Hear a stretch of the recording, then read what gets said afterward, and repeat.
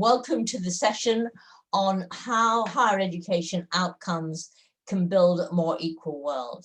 And we've got three great speakers today, and I'm going to introduce them. I should introduce myself first. I'm Claire Callender. I'm Professor of Higher Education at UCL IOE and also at Birkbeck. And I'm Deputy Director, one of the Deputy Directors of CGHE. So let's start off by introducing our speakers. First of all, we have Vincent Carpentier, who is a reader at UCL Institute of Education and one of the co-investigators of CGHE on Global Higher Engagement Research Programme and also CGHE's Social and Economic Impact of Higher Education Research Programme. His research focuses on the global and national political economy of higher education and the socio-economic history of higher education. Next, we have Lilly Yang, who was a PhD student on CGHE's Global Higher Education Engagement Programme and now works on CGHE Project 9, Local and Global Public Good of Higher Education, and is involved in a 10-nation study. And very importantly, she is about to have her PhD published as a book. So we're looking forward to be able to read that and engage with that. And finally, we have Ho Mok, who is Vice President and concurrently Chair Professor of Comparative Policy at Lingnan University in Hong Kong and leads one of the CGHE projects on UK international graduates in mass media and public perceptions, a comparative study of UK, mainland China, Hong Kong, and Taiwan. So this, we're going to ask each presenter to talk to us for about 10 minutes. And after their presentations, we'll have a Q&A session. And to ask a question, please write it in the chat function, write out your questions, and then once the presentations are over, I will invite you to ask your question. If your question is selected, please turn on your video, your camera, and your mic.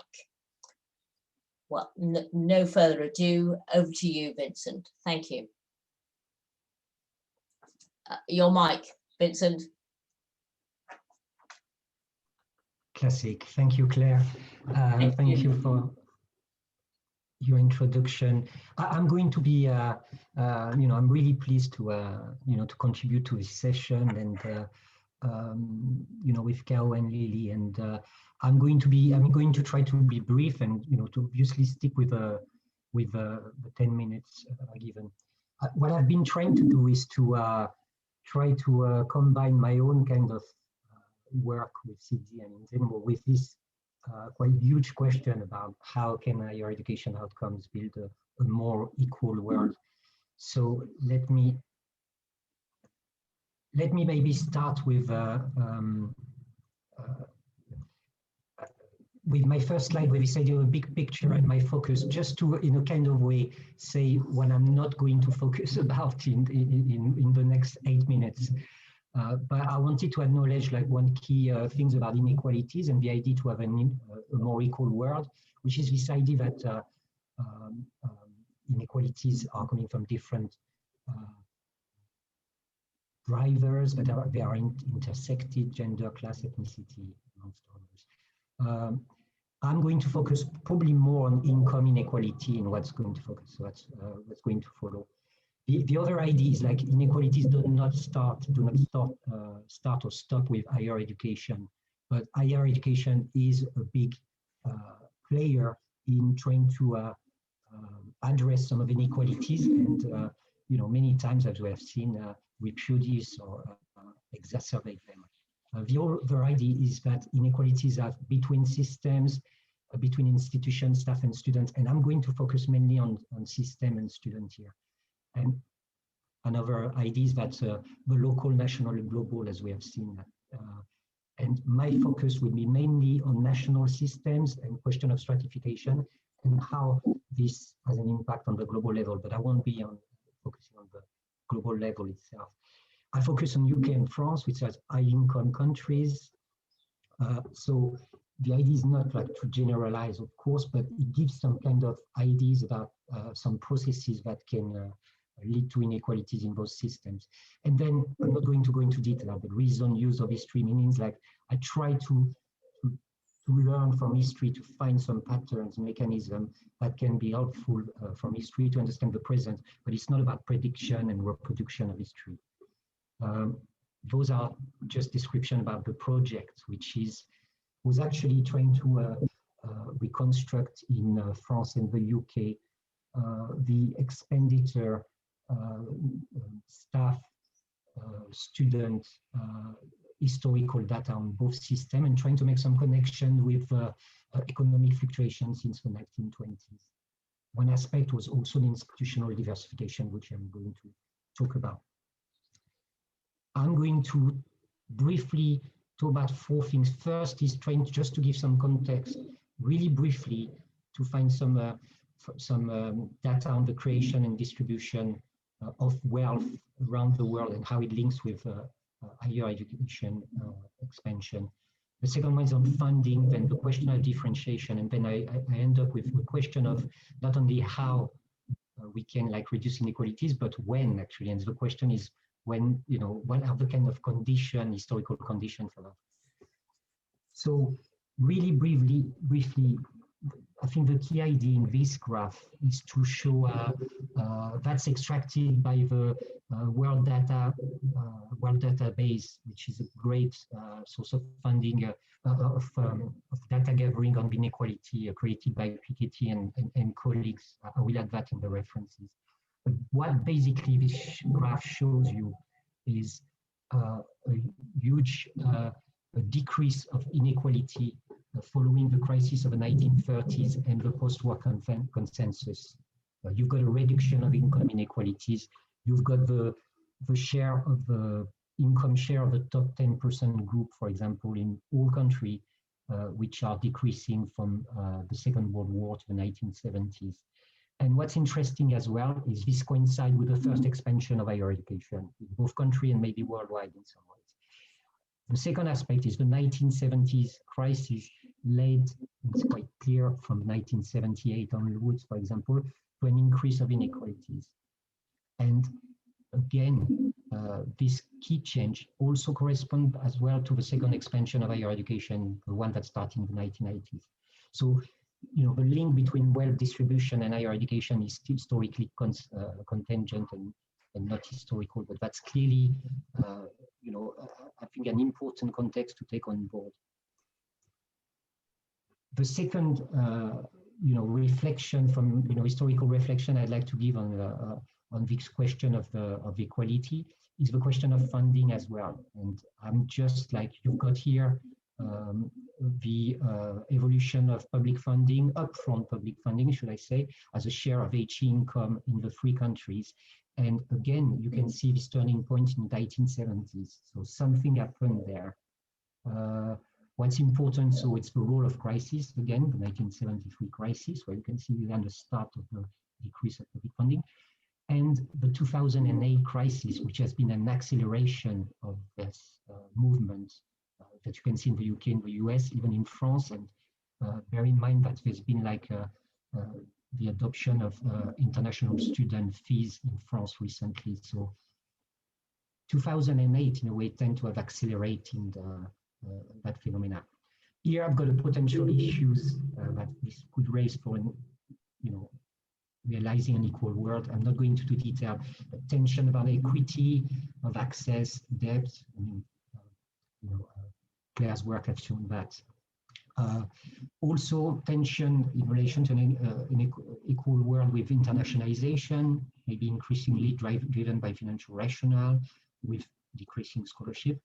Question, but I'm not going into detail. Lili is going to talk about it probably, about the question of public good and public funding, and whether we can have public good without public funding.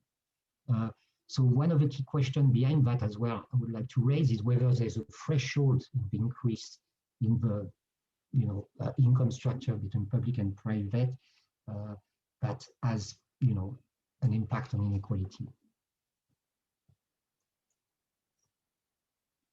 my last kind of historical vignette is about three stories of differentiation and the role of differentiation in and inequalities. The key thing here is that in recent paper, actually linked to the project, I've tried to think differentiation in terms of three main stories. The first one was about resource differentiation between institutions. The second one was mission differentiation, and the third one, social differentiation. One of the key things I found that you can see in the graph on the right here is that the dominant story is the one of resources, and it tells us a story about unequal distribution. And both in, for example, in the case of the UK, binary and unified system, you got some tensions and inequality between the way group of institutions are funded. And one of the key aspects was economic crises tend to accelerate rather than creating, but accelerate that unbalance of resources. This has an aspect of the two other story, which are both problematic ways when systems and movement of convergence or division of labor between institutions within the system in some ways are in a way unfair because they tend to be derailed by the unequal distribution of resources. The same for the story about inequality, in some way, social distinction, which is the process of inclusion that sometimes are linked to differentiation, are periodically shifting towards diversion, and again linked to economic crisis and tensions. In this graph, you can see the kind of very big difference in terms of the expenditure per student between the different forms of type of institution in higher education. Last is this idea of the story of social distinction and differentiation. You've got here some work I've done on the UK and France, and where on both graphs here you've got the proportion of what would say a proxy for working class students in higher education, which is distributed according to type of institution. And you can see in both systems, interestingly, one of them is free higher education, the other one is not, but both of them are leading to an institutional differentiation that leads to diversion in a way that you've got an underrepresentation of working class students in some institution, Russell Group here and Grandes Écoles in France. So my conclusion on that is that the most advantage go to the best resources institutions, which is historically accurate, but could be counterintuitive if you wanted to create like a more equal system in some ways. I'm going to end up with this slide because I think I've got 1 or 2 minutes. Claire, is it? Or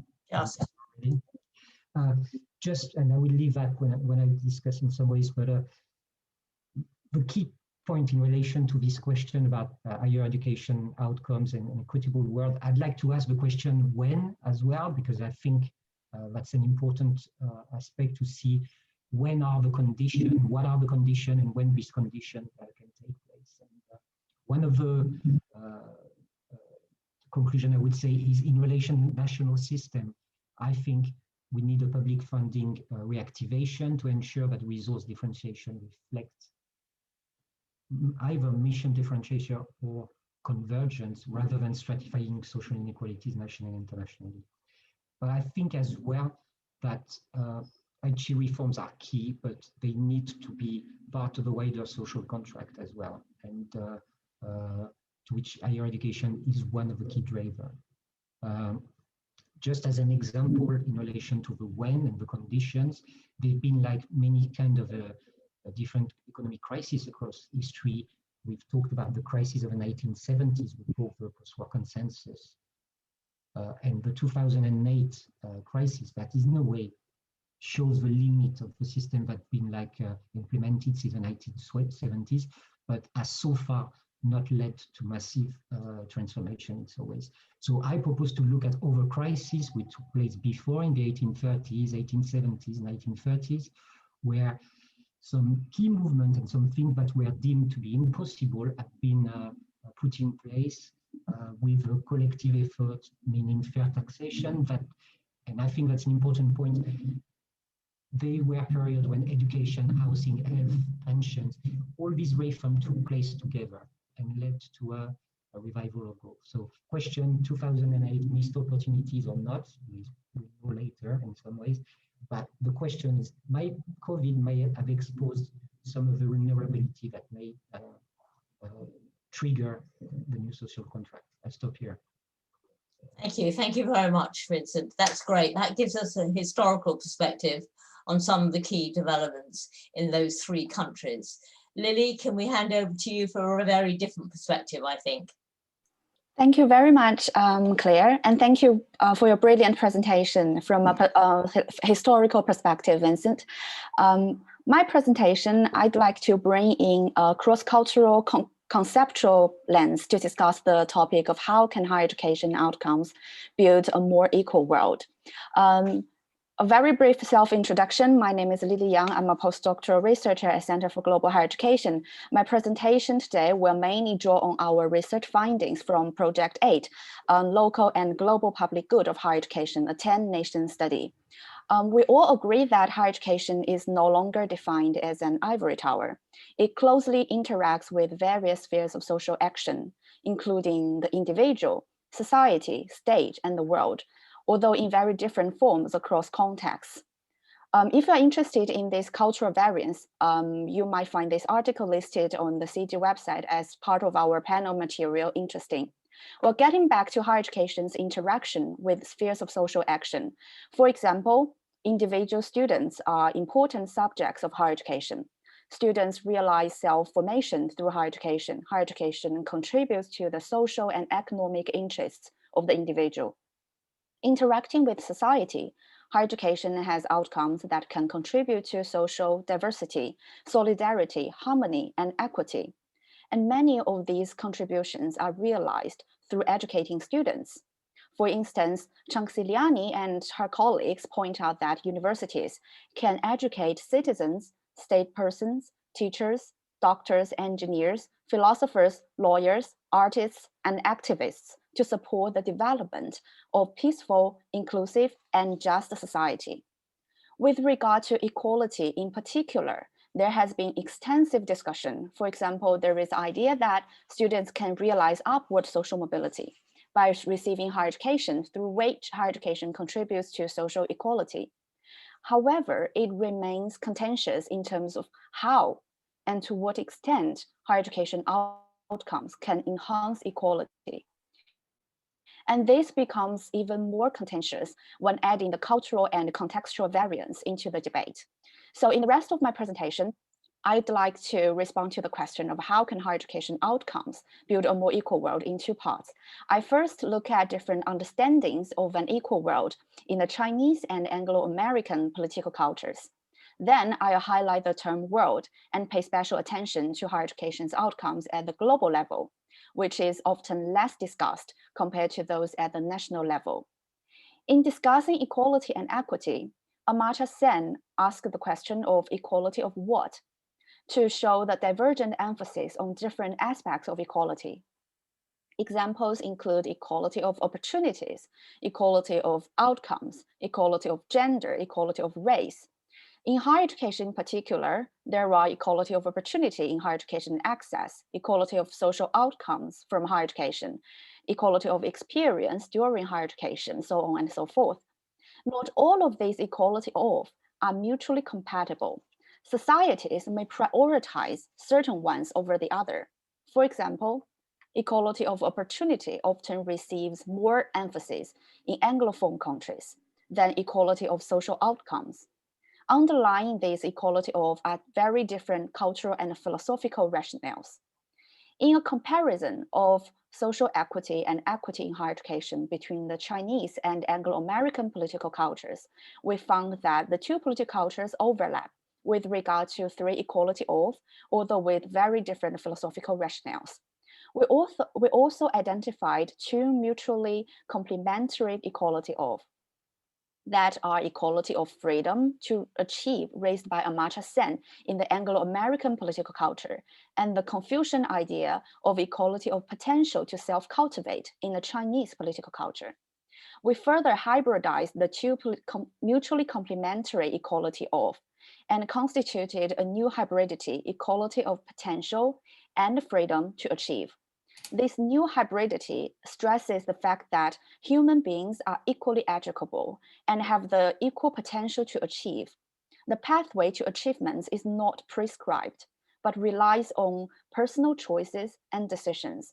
All human beings deserve equal freedom to receive support to self-develop and achieve. This idea of equality of potential and freedom to achieve highlights the importance of harmonizing the external conditions and the individual effort, which suggests a new approach to building a more equal world.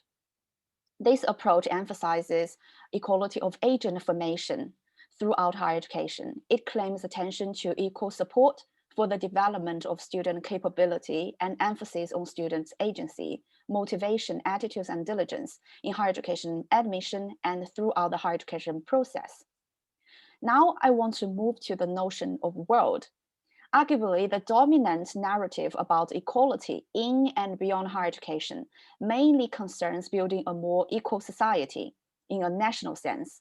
In other words, compared to that of promoting national equity, there is arguably a lack of commitment to promoting global equity through and in higher education. For example, upward social mobility is seldom discussed at the global level. In the UK, widening participation, which was the topic of yesterday's keynote given by Chris Meward, primarily concerns home students, while international students are viewed as cash cow and charged high-level international fees. We argue that this is partly due to the dominant way we view the world today that is primarily manifested in methodological nationalism. Problems can arise because of methodological nationalism. For example, following methodological nationalism despite higher education's commitment to global collective goods, in most countries, the primary concerns are still fixed within the national border, leaving global collective goods, including global equity, very vulnerable. Just consider how different countries respond to the ongoing global pandemic and the cause of global disparities. And as Vincent has rightly pointed out, that there is a lack of public funding for global public and common goods compared to that for national public and common goods. Therefore, it's fair to argue that addressing problems caused by methodological nationalism in higher education is one of the key points to building a more equal world.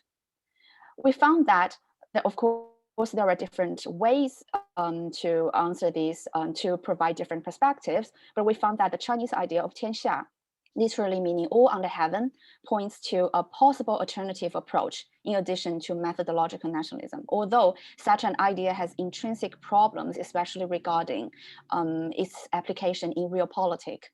Well, I do not have time to expand on the discussion of 天下 here, but I invite you to watch the CG webinar 185 if you're interested in this topic. Well, here I listed some references and relevant outputs from our project based on which I prepared this presentation. Okay, back to you, Claire. Thank you very much. That's great, Lily. And that shifts us to another perspective yet again. So let's move on for our final perspective from Ho Mok. Okay, thank you very much. So I would like to share with you about a recent research as part of the CG project related to how Asian students, particularly Chinese students, graduating from UK university, when they go back home or go for job acquisition and also employment, what's then the experience. So this is about the student overseas learning and job search experience conducted in the last couple of years. And there's a growing number of Asia, particular, I think, Chinese students pursuing higher education through studying overseas. So looking into, especially before the COVID-19 pandemic's outbreak, many students from Asia and also from Pacific reaching out to different parts of the world, having their learning experience, and with the belief that having an overseas degree would enable them to have a better job searches and also advanced and upward social mobility. So our team set out for examining Asian graduates, how their job acquisition and career development after graduating from UK universities. Our study covers undergraduate, master, and also PhD students. So comparing the overseas returnees and the graduates from transnational higher education program based in China, offered by Sino-Foreign Collaborative University, we found very interesting, experience for between the returnees and also local students and also transnational higher education graduates in terms of the salaries, job seeking duration, and employing sectors. So I highlight a few major findings generated from the project. Studying abroad does enhance job acquisition and career development according to our finding. And overseas returnees find jobs within about 3 months after graduation. And the majority of them work in private sector, companies with overseas capital, or joint venture companies. And overseas returnees being rewarded with competitive salary better than those local graduates and graduate from transnational higher education program or transnational campuses offered by Sino-Foreign Collaborative Universities. However, our study also found the comparative advantage between the returnees and the local graduates has reduced, with more graduates returning from overseas learning, particularly in the case of China. So the local university graduates network, particularly I think the social networks and the network society do matter when working in the local firms and public organizations in the mainland. And we extend our research from the undergraduate and also master program to examining about the PhD students and how Chinese students going overseas for PhD program and the impact on their job search and career development. So because China wants to become not only a factory in the world, but also becoming an industrial superpower by 2049 and turning the country, transforming the economic structure into made in China through the 2025 Made in China strategies. So the government funding or else universities provide scholarship or individual family has spent much more funding support for looking for overseas learning and the PhD level. But our interesting finding being generated from this piece of research up to the PhD level finding, overseas university does matter, but you think the most determining factor is not only about whether they get the degree overseas, but the pre-employment academic productivity matters. The publications before entering the university to get a job plays an extremely important role in determining PhD returnees' job placement in a top university in China. And academic productivity positively predicts the likelihood that PhD graduates return to their home university where they earn their bachelor or master degree. So we putting all these findings together, I think there's a huge gap between the have and have lots. Particularly, it goes back to Lili and also Vincent talking about who can afford to have education, particularly international education. For those families, they can afford or they are lucky enough to get a government scholarship. And more students from China, from Asia, they are no longer dependent on government scholarships. They save up their family savings and also individual saving for enjoying overseas learning. So it certainly raised about the issue, the widening gap between the wealth and without sufficient means of support, they are not able to go overseas for learning. So most recently, we are interested not only about student returnees, but also interested in about how the COVID-19 pandemic has affected or will affect about international student learning and student mobility. Again, I would like to share a review about some finding about this particular research I conducted last year. I think the COVID-19 pandemic has changed the international learning, and the world is facing the global health crisis that you and I are now facing. Would that be influencing about the internationalization of higher education, especially when the national borders closed and we are forced for emergent online learning environment. And we are interested in looking into how Asian students, particularly Chinese students, would COVID-19 pandemic would affect their motivation or their choices in terms of overseas learning destination.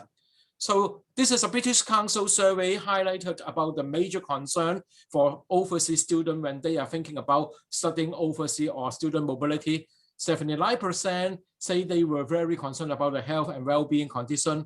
87% were concerned about the personal safety, and 86% about the finances, and 70% are concerned about the application difficulties. And we launched our survey interviewing Chinese students in the Greater China region, asking them about their choices, whether they would be affected by the COVID-19. These are the two questions. Are they still interested? And then where they want to go. These are the countries or region for their choices. It is interesting to show that during the crisis last year, we found that, quite a number of majority of student respondents, around over 2,000 respondents, saying that, they are not very interested going overseas for learning. And these are the most popular destinations during the crisis. And we also conduct another round, but small scale, in October last year to see the same question. Again, more students, they would prefer after the COVID-19, they would choose to go for overseas learning, particularly Chinese students thinking about the overseas learning after the COVID-19 pandemic.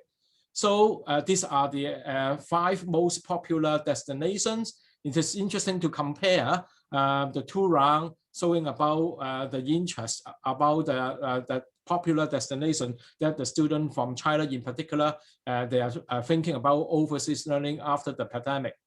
So these are, because we are reflecting about remaking higher education for a more equal world, I just wonder whether this pandemic would certainly affect about the finance of individual and family, and also national economy. Would that be affecting about student mobility? And it would certainly affect about the future mobility pattern. So the tension between China and the US or other Western economy certainly bring in another dimension when we reflect upon student mobility or international higher education, because we have to take into the geopolitical dimension. So I think some regionalization is now happening, especially after the signing of about the regional comprehensive economic partnership. This deal was signed in November last year, and people began to look into whether there would be changes about global student mobility, and the question being asked about potential shift to the Asian region would become interesting for future research. So I just want to end my presentation by highlighting the research related to student mobility that my team has conducted recently, and also how students graduating from UK university, particularly Asian and Chinese students, their job searches, and also the career development. I think we have to reflect upon the finding by focusing on the current pandemic and how it affects our future development. I think those university or students, if they are rich enough, they can survive. The fittest will survive, and we certainly the COVID world has affected about bring about the deep financial crisis. I want to echo what Vincent has mentioned about different differentiation, social differentiation, economic differentiation, and in what way for those countries they can recover very quickly from the COVID, may be able to finance students for mobility, and it certainly affect about the future job searches and job acquisition. But we are facing a very intensified increase in inequality, and I think these are the issues for further discussion. So we also, in the last couple of years, because of the engagement with CG, our team has published a few publications. I just highlight here. Thank you very much for listening. I just end my presentation and welcome comments and questions. Thank you. Well, that's great. Thank you, Kaho. I think to some extent it tries to address some of the issues that Lily was raising, but also the larger issues that Simon was addressing too, in terms of, is this an opportunity for change? Okay, so If we could start off with Maria, you have a question you'd like to ask. Would you like to turn on? Hi, please ask your question. Hello, thanks for your presentations. I wanted to ask Vincent Carpentier about the role of debt, especially in the UK, student debt. I mean, we call them student loans, so I guess it kind of looks as if it's a socialized aid towards working class students, but in terms of, you know, generational indebtedness and possibility for upward mobility or taking jobs at least at the levels that, you know, this education suggests, that's not necessarily the case. So I'm kind of, you know, otherwise the story looks one way when you take that out of the picture, and it looks very different when you apply that and I guess post higher education trajectories, at least in the UK case. Thanks.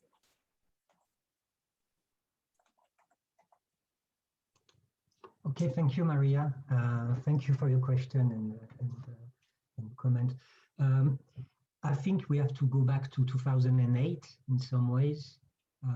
In my last slide, I suggested that different crises have kind of different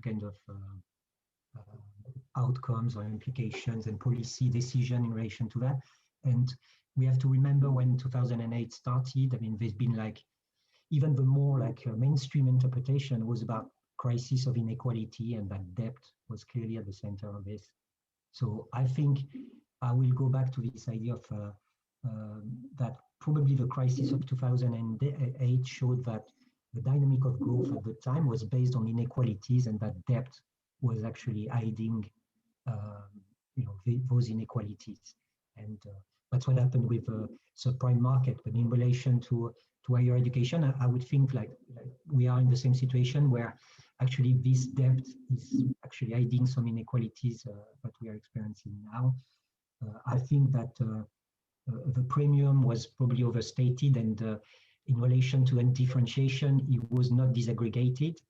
So, I remember, I think the figures was 120, but I mean, of course, it was very different across discipline and institutions.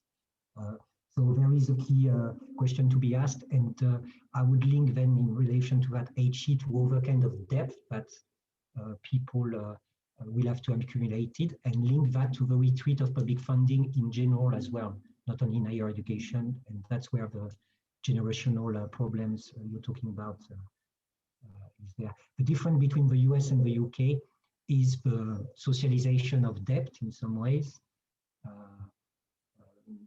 But there may be a problem as well with the socialization of debt, and one may think that probably why not having upfront public funding rather than socialization of debt, later in that way. So I think you raised like a key problems which I think will be part of this new social contract, which I hope one day will arrive in terms of rebalancing the public and private cost, not only of higher education, but more generally, to build an inclusive growth and more greener as well. Thank you. Thanks. Victoria, you have a question for Lili. Yes. Hi, this is Victorița Trif. Thank you, Claire.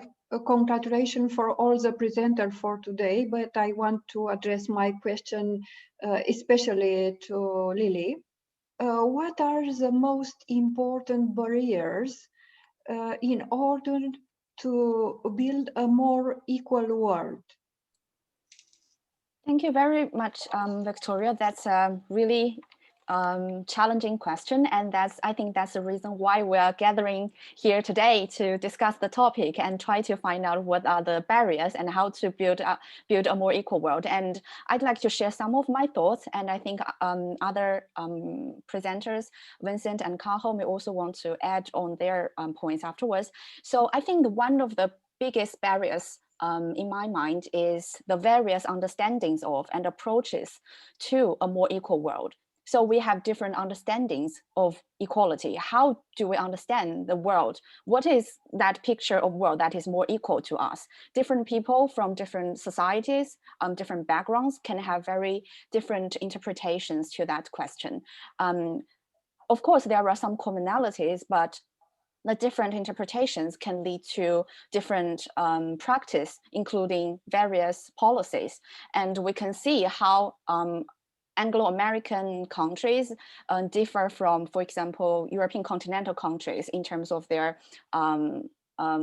policy to support students, to fund higher education, etc. So I think the important thing here is to provide a space for different voices to be heard and respect. That is the first step, that we know what are different ways, and then we kind of explore and unpack those different ways and try to find commonalities, differences, and if possible to have a combined way based on drawing on different voices. And that, I think, highlights here the idea of individuals. Although in the previous keynote lecture by Simon, although we have this fixed social structure, but we know that the environment is in flux. So the agent individuals have the agency and have this role to play in changing and initiating transformation. Yes, of course. Thank you very much.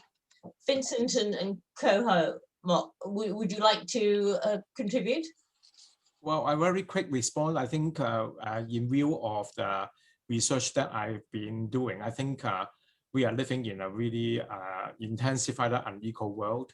Because for those families or individuals, they can afford to enjoy better education or international learning. They will be having better, opportunities and enhanced mobility. But I think from the government point of view, because we are commenting about in what way we can create a better world, an equal world, and governments should have a role to play. But I hate to say that, because in Asia, in particular, government tries to invest for those elite universities, and resulting in stratification of university and leading to different classes of citizens, which I don't want to see that. But if we are serious about creating an equal world, I think governments should invest for the less fortunate groups in the society, rather than grooming the selected few to make them world class. So these are the issues that we are now facing. But I think we are living in that kind of competitive world when people talk about ranking, and you can understand why some government, they want to call for competitiveness. They invest in the few, selected few, but ignoring about those less fortunate. So we have to rethink about the public policy and the government intervention if we are serious about equality. But at the same time, I think Lili has pointed out it's very varies about how people and governments across the world think about equality. We may have a different working definition, and so why the policy intervention may be varied. So this is my quick response. Claire, thank you for inviting me. Vincent, did you want to add anything? Just quickly, I mean, probably the question is the tensions between the national and global level at the moment, and one has to have to think whether there could be like not necessarily a process, but something that would trigger policy towards equality. So one of the answer might be from the UN perspective in some ways, but it's still something to be built in some ways.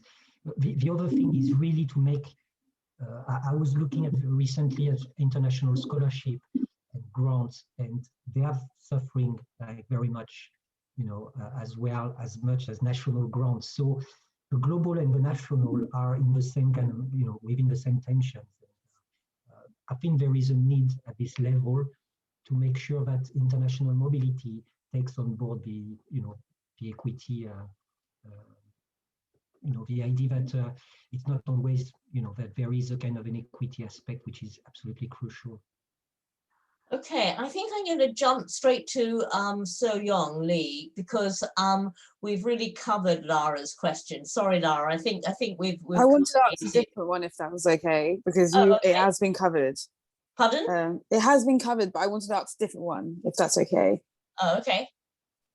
Essentially, I was just going to ask, because I created an organization called Creative Tuition Collective, and that's seeking to provide free tuition to students. And I wonder, is there a way that universities and our organizations can invest in a globalized way of educating students so that they can come in at a different level and reskill or not necessarily skill, gain the skills that so they don't have to pay as much in, say, tuition, but they can maybe get jobs that can help them socially mobilize, and then maybe go and retrain in universities when they do have more money to pay for it. As in, because I don't expect us to be able to have completely free universities and able to globalize the education system in a way that everyone has an equal opportunity to it. But is there mechanisms in which we can employ that allows greater mobility, but with maybe like the open university courses and things like that, but making them more free and more government funded and things like that? Is there a way we could do that? So it's a bit of a long question. Okay, which one of you? Lily. So basically, Lily. Okay, Lily. So it's free tuition, and sounds like MOOCs is being suggested, or capitalizing on technological developments. Thank you very much, Lara, for the question. I'm not quite sure if I am the perfect person to answer the question, because I think Vincent and Cajo and Claire here must have better knowledge and expertise in this area. So I just want to point one important aspect here is the government funding, that there has been arguments saying that there is to put back to public universities. I mean, there is a decreasing public financial funding for universities, and especially in the UK, there is an increase of student fees for students. But compared to the UK and in European continental countries, it's almost free. The university is almost free. So the biggest difference is of public funding. So I think that is a core element here. Okay, right. Okay, so Young, would you like to ask your question now? Thank you. Thank you, Claire. Thank you everyone for a brilliant presentation, but I have a question for Lily again. I'm sorry for a lot of questions that's going to Lily, but my question is about the link between pursuing global equity in higher education and the risk of monoculturality and uniformity of culture that Simon talked about in his talk in the morning. So I was wondering if there's any link between these topics, or they are just completely separate topic. Do you want me to briefly? Okay, very briefly. Very briefly. Okay, I just want to highlight an idea, that idea of common good here, that the UNESCO report mentions that although we are pursuing a more equal world, this sustainable development goals, etc., but we are also trying to emphasize diversity, to draw on different cultural things and to make people really based on their own cultural and backgrounds to initiate their voices in terms of how we understand the sustainable development, what is a better world, what is a more harmonious and equal world. So that is, then there is a space for us if we at least follow the idea of the common good and humanistic view of understanding this global equity and equality. Right. Thank you. Thank you. I don't think we've got enough time for Gerald's question in the main session now, but there is in the chat function, there's a link to a breakout session. So Gerald, my apologies for that, but that'll give you an opportunity to discuss your question, which is an interesting one. So if you look in the chat function, there's a link to the breakout session and also the next session, which is the final concluding session of the conference. So thank you all very much for participating. Thanks to all our speakers, all touched upon absolutely vital issues, but from really quite different perspectives. And there was considerable synergy in what you were saying, and very interesting points being made. So thank you very much to all of you.